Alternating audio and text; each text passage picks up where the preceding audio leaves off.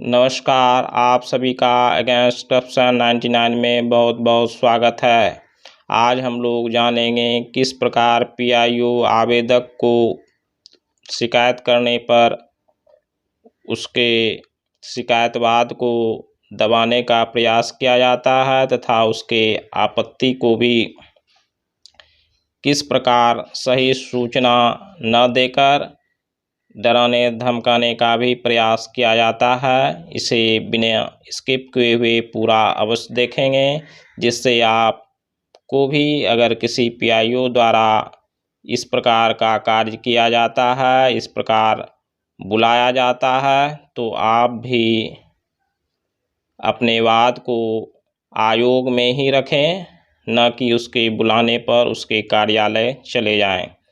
चलिए, इस चैनल को जो अब तक सब्सक्राइब नहीं किए हैं वो अवश्य सब्सक्राइब कर लें तथा बेल आइकन को दबाकर ऑल पर भी क्लिक अवश्य कर लें, जिससे इस तरह के उपयोगी जानकारी का सभी को लाभ उठा सके तथा पीआईओ के बुलाने पर वो उनके ऑफिस ना जाएं, क्योंकि अधिकांश बार देखा जाता है कि वे लोग बुलाकर आवेदक को, आरटीआई कार्यकर्ता को दबाव बनाकर, डराया धमकाकर वाद को निरस्त करवाने का प्रयास किया जाता है। चलिए, मैंने भी एक आरटीआई लगाई थी जिसमें शिकायतवाद पर सुनवाई चल रही है और उस शिकायतवाद में मैंने आपत्ति लगाई थी, लेकिन अब लोक सूचना पदाधिकारी द्वारा देखिए क्या कहा जा रहा है। मैं साक्ष्य के साथ आप लोगों को दे रहा हूँ। यह ज्ञापन कितना है, दिनांक कितना है, पुलिस अधीक्षक नवछिया, यह बिहार से संबंधित मामला है। मैं बिहार का ही रहने वाला हूँ। यह मेरा नाम और पूरा पता है। प्रसंग देखें, अवर सचिव राज्य सूचना आयोग बिहार पटना, वाद संख्या इतना, तदनुसार ज्ञापन कितना, राज्य सूचना, दिनांक कितना। विषय आपके द्वारा सूचना अधिकार अधिनियम के तहत मांगी गई सूचना के संबंध में उपरोक्त प्रसंगाधीन विषयक पत्र जो सीधे आपको भी प्रेषित है के संबंध में कहना है कि आपके द्वारा राज्य सूचना आयोग बिहार पटना में शिकायतवाद दायर किया गया है। आपके द्वारा बताया गया कि सूचना अन्य प्रपत्र के संबंध में है, अतः आपसे अनुरोध है कि उक्त वाद से संबंधित सभी साक्ष्य पत्र के साथ पत्र प्राप्ति के 2 दिन के अंदर अधो हस्ताक्षरी कार्यालय में उपस्थित होकर अपना पक्ष रखें। यदि आप हस्ताक्षरी कार्यालय में उपस्थित नहीं होते हैं तो समझा जाएगा इस संबंध में आपको कोई आपत्ति नहीं है। उल्लेखनीय है कि वाद की सुनवाई दिनांक 5/7/2023 को पूर्वाह्न 10:30 बजे निर्धारित है। अब आप लोग ही बताएं, जो वाद की सुनवाई सूचना आयोग में चल रही है और उसकी तिथि निर्धारित है, तो फिर इस पीआईओ के पास जाने का और पीआईओ का किस अधिकार अधिनियम के तहत मुझे बुलाने का अधिकार है। ये लोग गलत ढंग से मुझे कॉल करके भी बुलाया जा रहा था, मैंने साफ मना कर दिया, इसलिए वे लोग पत्र के माध्यम से ही मुझे बुला रहे हैं। चूँकि इसमें क्या आदेश है, मैंने क्या मांगा था, आप लोगों को मैं दिखा रहा हूँ। यह अगले डेट का आदेश हुआ था, आप लोग देखें, बात संख्या वही है।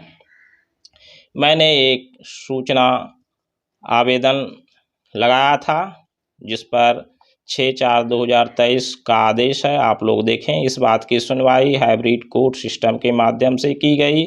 शिकायतकर्ता वीडियो लिंक के माध्यम से उपस्थित हैं, प्रतिवादी की ओर से कोई भी उपस्थित नहीं है। ये लोग ना तो ससमय उपस्थित होते हैं और न ही सही सूचना देते हैं। जब शिकायत किया जाता है तो ये लोग अपने कार्यालय बुलाना चाहते हैं दबाव बनाने के लिए। तो आप लोग भी यदि इस प्रकार का कोई वाद हो तो आप लोग भी उनके कार्यालय न जाएं, यह मेरा सुझाव है। यदि आपका भी कोई मुझे सुझाव देना चाहते हैं तो आप अवश्य कमेंट कर लिखेंगे। ध्यान रखेंगे डेट पर। शिकायतकर्ता ने प्रपत्रों में सूचना की मांग 11/1/2022 को की थी एवं शिकायतवाद दिनांक 23/1/2023 को दायर किया था। अभिलेख में प्रतिवादी पुलिस उप महानिरीक्षक पूर्वी क्षेत्र भागलपुर का पत्रांक इतना, दिनांक इतना उपलब्ध है, जिसके द्वारा उन्होंने आयोग को सूचित किया है कि शिकायतकर्ता द्वारा मांगी गई सूचना उपलब्ध कराने हेतु उनके ज्ञापक 29 दिनांक 4/2/22 द्वारा पुलिस अधीक्षक नौगछिया को भेजा गया था। पुलिस अधीक्षक नौगछिया द्वारा शिकायतकर्ता को सूचना उपलब्ध कराते हुए अपने कार्यालय ज्ञापक इतना दिनांक 11/10/22 के माध्यम से पुलिस उप महानिरीक्षक कार्यालय को प्रतिवेदन समर्पित किया है। अब आप लोग देखें, ध्यान देंगे कि कब भेजा गया था। मैंने मांगा था 11/1/22 को और इन्होंने 4/2/22 को उसको स्थानांतरित किया और उसका प्रतिवेदन वो 11/10/22 के माध्यम से पुलिस उप महानिरीक्षक को प्रतिवेदन समर्पित किया है। इसी में कितना डिफरेंस है आप लोग ध्यान रखेंगे। उक्त ज्ञापक 206 दिनांक 11/10/22 के साथ ज्ञापक 8 दिनांक 10/1/22 की प्रति भी दी गई है, जिसके साथ ज्ञापक कितना दिनांक 12/12/21 के प्रतिवेदन की प्रति संलग्न है। शिकायतकर्ता का यह कथन है कि ये सूचना अन्य प्रपत्र क से संबंध में है। प्रपत्र क के साथ 13/10/21 का एक आवेदन पत्र संलग्न है। ऐसी स्थिति में प्रतिवादी से यह प्रतिवेदन प्राप्त कर लिया जाए कि उसके द्वारा प्रेषित सूचना इस प्रपत्र को 13/10/2021 के आवेदन के संबंध में है या किसी अन्य वाद के संबंध में है। सुनवाई की अगली तिथि 5/10/23 को निर्धारित की जाती है। यह मुख्य सूचना आयुक्त थे, जिन्हें प्रतिलिपि डीआईजी कार्यालय और एसपी कार्यालय और मुझे भी भेजा गया है। अब इस तरह का जब मैंने आपत्ति लगाया तो अब वो मुझे कार्यालय बुला रहे हैं, जबकि वो पहली डेट में न तो आयोग में उपस्थित हुए न ही सही सूचना मुझे दिए थे। अब ध्यान रखेंगे कि मैंने 11/1/2022 को सूचना हेतु आवेदन किया था और उनका कहना हो रहा है कि मैंने ज्ञापक 8 दिनांक 10/1/22 की प्रति के द्वारा ही ज्ञापक कितना की सूचना उपलब्ध करा दी गई है। अब आप ही बताएं, जब मैंने 11/1/22 को सूचना मांगी तो उन्होंने 10/1/22 का ही प्रतिवेदन देकर कैसे सूचना उपलब्ध करवा दिया। यह मामला जटिल है। चूँकि वह दूसरे प्रपत्र क से संबंधित था, इसलिए मैंने इसमें शिकायतबाद किया है। आशा है कि इसमें दोषी पीआईओ पर अवश्य कार्रवाई की जाएगी। आप लोग कमेंट कर अवश्य बताएंगे कि इसमें पीआईओ दोषी है या नहीं है।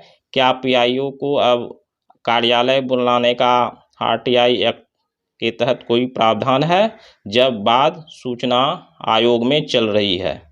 आशा है आप लोग कमेंट कर अधिक से अधिक सुझाव देंगे तथा इसका उपयोग आरटीआई का करते हुए भ्रष्टाचार के खिलाफ आप लोग भी अवश्य लड़ेंगे, जिससे भारत में हो रहे भ्रष्टाचार में कुछ कमी आए। जय हिंद।